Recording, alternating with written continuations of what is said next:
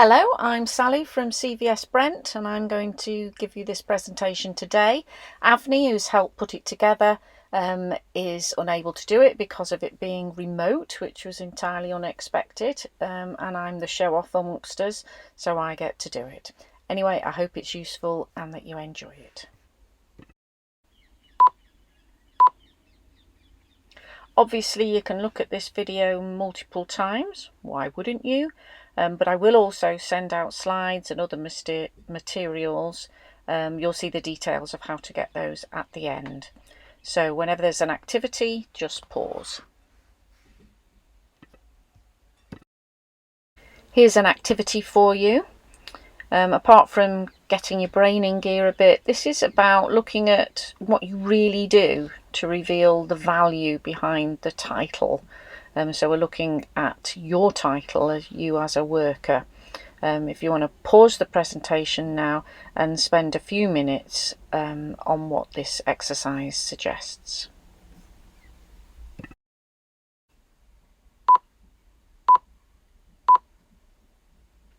So you'll see here a few examples of job titles translated into what people actually do. The last one on the list is me, my job title, and what I actually do, which a lot of people do get wrong when they hear me say the title. So it should hopefully get at the core of what you're about.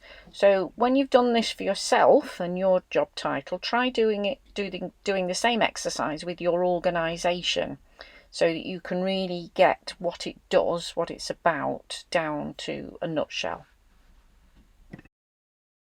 Money comes to voluntary sector organisations, not-for-profit organisations, in various ways, and what we're looking at now is grants. Grants, it's important to remember, are actually donations. The funder is donating the money to your cause. It sometimes doesn't feel like a donation, which it sounds more like you've gone out shaking a box or people have donated on site. But it is actually officially a donation. And when you list the types of ways in which money can come into a voluntary sector organisation, there are actually very few, though clearly donations, including and especially grants, is a very significant one. Before you start getting funding in for your organisation, you need a development plan, even if that development plan is just to set up the organisation. But you need to have your plan clearly in front of you before you start looking for the right grants, looking for other ways to get funding in, and then applying for grants.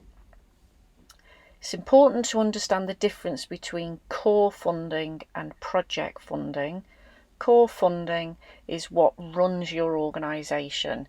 It's about, for example, an admin worker, which is not usually paid for by a specific grant, though could be, but runs all the projects and all the different activities that your organisation delivers. Project funding is for a specific project, activity or item of delivery that you give to your beneficiaries. So if you only have a very, very small organisation, it may be that the whole thing that you do is a project. But if you develop along different strands and start doing different things, it could be that you're applying for a grant to run a project. Some grant funders only give to project funding and will not give you your core funding. The way that funding used to work many years ago is you got income for different projects in, but each one of them paid towards the core costs. That was called full cost recovery, and you can still do it with some funders. You can put in, for example, an amount for, you're running a particular project but you need your office and the rent of your office, so it pays for a little bit towards that rental, as does another project and another project and another project. That's called full cost recovery, but a lot of funders these days do say we'll only pay for costs directly associated with the project that you're applying for. There are various places to search for funders online. Brent Council has its own website, and you can get on email regular bulletins to be informed of them. CVS Brent produces information about different funders in its newsletter, and there are lots of funding sites, most of which you can sign up to for free. You can also get hard copies of funding directories, though they're going out of fashion a bit, but they do have some uses if you're a bit bored on the tube and want to sit reading it, or you lead a very sad life and want to sit reading it in bed at night, which has been known. So have a look at all those funding directories and opportunities to search for funding. There are other ways, lots of other ways to think about getting money in and identifying suitable grant funders. Keep a lookout on the media announcements about somebody getting a fund. It sounds a bit cheeky, but if you hear somebody's got a grant from a funder and you've never heard of them, investigate them, look them up, see if they might be somebody that would suit your organisation as well. There is no point applying for funds to a funder if you're not eligible, or even if you're not a close match to the kind of organisation they want to fund. In particular, if you're not a registered charity, there are some funders who only give to registered charities. Don't waste your time thinking about them if you don't fit into that category. Read the information they give in depth to check that this is somebody likely or potentially who could fund the work that you do. No point in even bothering if that isn't a description of you. Remember, you do your development plan first. You know what services and activities it is that you want to develop. A part of that is about having a project proposal. That means you've already thought, even maybe before you've identified a suitable funder, you've already thought about what it is you want to do, how you will do that, what it will cost you. So think of a project now that you're doing or want to do that you might apply for a grant to get. If what you do is very small, then you might take the entirety of what you do. If, however, you're doing several things, just think of one that you could apply to a funder to do. Press pause, and I'll give you a list of questions for you to have a go at jotting some notes down about how you would approach that project, what you would put into a project proposal. It's only for your use at this stage, so don't worry too much about it. Press pause if you want to keep these questions on the screen. When it comes to actually writing your application, take your time. Prepare thoroughly, read through everything in advance. Answer the questions in rough before you put them onto an application form, whether that's online or a hard copy. Some funders these days are less fussy than they used to be. It used to feel like submitting a PhD thesis, which obviously I've done several times. Not really. But these days, some of them, thinking particularly of the big lottery, they like a sense that it's a bit amateurish, it's a bit authentic, it's thrown together, it's genuine. But that doesn't mean you can get away with badly answered questions. You need to apply yourself and answer them properly. Be realistic. Don't put you're going to change the world, unless you are, of course. And don't cost things up in a way that is going to make it difficult for you to run that project. Be careful, same principles apply, read it carefully, check it. Often you can now download a printable version or a Word version of the questions before you have to put them into the online form. Very much worth doing, much easier to get somebody to read through it, including, of course, CVS Brent, who's happy to read through your draft versions of any applications. It's gutting, but a lot of your applications will fail. You've put loads of work into them. It's like doing an exam. You'll feel dead chuffed with what you've done, and then you get a knockback. The best way to avoid this, of course, is to really make sure you're applying to the right people and to answer the questions well and put everything you can into it, but you'll still get some knockbacks. Sometimes they just simply haven't got enough money. Some funders will tell you why they've turned you down, and some will specifically say they don't tell you. It can be worth asking them, even the ones that say they don't tell you, especially if you've got a knockback more than once, and sometimes they will take pity on you and give you a few clues. But here's a few tips for avoiding that. It could be that your project just wasn't a close enough fit with what the funder wanted. So before you apply, always check what are their priorities and explain how your project meets them. Don't assume that they'll just know. They'll just be able to see your project and think, oh yes, that's the kind of thing we want to fund. No, you have to tell them. You almost have to teach them, explain it to them almost in baby language to show the connection between what they want to do and what you do. Sometimes they think that you're just trying to build up your organization and it's not going to benefit people. So avoid that. Explain how even in organizational development, there's a benefit to the end user. Sometimes you lack evidence of need. You need to show that you've checked out similar services and you've really demonstrated how you will solve the problem.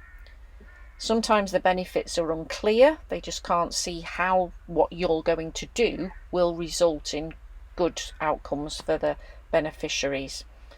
Sometimes the follow-up, especially if it's a two-stage process, they just don't get the answers they need. So they come and talk to you, or they have a lengthy conversation on the phone, and maybe somebody else who didn't do the original application is answering the questions, and the funder is just not getting from them a sense that they fully understand the project.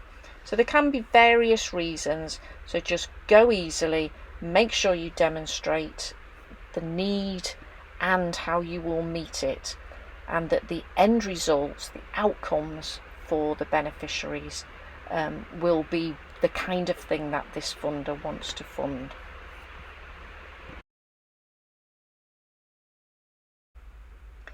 Here's another exercise for you. Going back to your little mini project that you did a proposal for earlier on, think about these two particular funders. One is Brent Borough Council. They have various grant funds, but they have the same priorities which are in their plan for all their funds. Those are the ones listed on the left of this slide. On the right is the current awards for all priorities. Take some time, freeze the slide, and give some thought to how your project matches those priorities. Spell it out. Like I said before, they don't know. They need you to show them that what you're saying you would do will help them achieve their outcomes that they've set, will match their priorities. Doing your budget. I think it's the boring bit. You might love doing budgets. Think about every bit of it. What are you going to have to buy or pay for with the money that you get as this grant? How much are you going to get from other places? How much have you already got in the coffers? Different funders require slightly different budgets. Some want you to say what the overall costs are and how much you're asking them for. Some want you to tell them where you're going to get the money from that you're not asking them for. Some just want a simple budget. If there's a first and second stage, the first stage might only want a very simple budget, but you'll have to do the full one at the second stage. So make sure you have done a full one, you know what you're doing, and this will work well for you.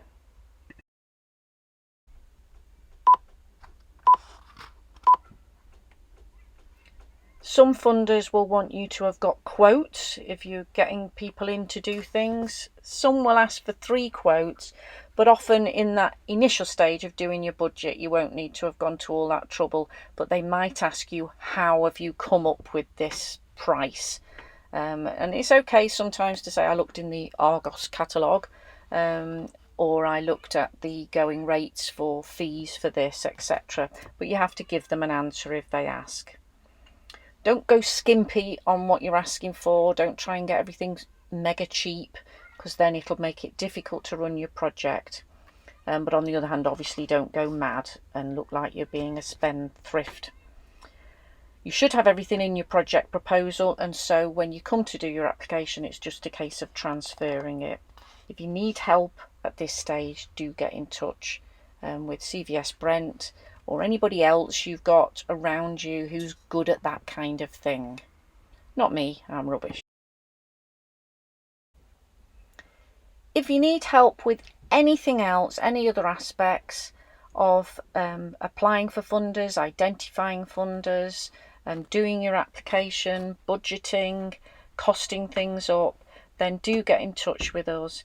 With me in particular, if you need any help with identifying outcomes, the things that matter for the beneficiaries, how their things are going to change for them.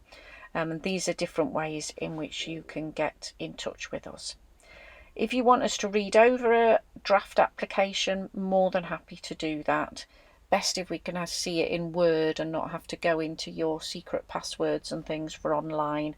But as I said earlier, if you can download the questions in Word and do them in rough before you put them on an online application, then that's all the better.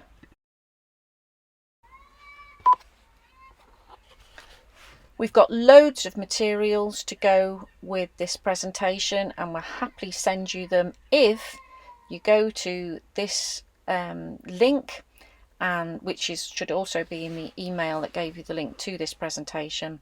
Fill out a 1 or maybe 2, I might have gone mad, question evaluation, and tick all the materials that you would like.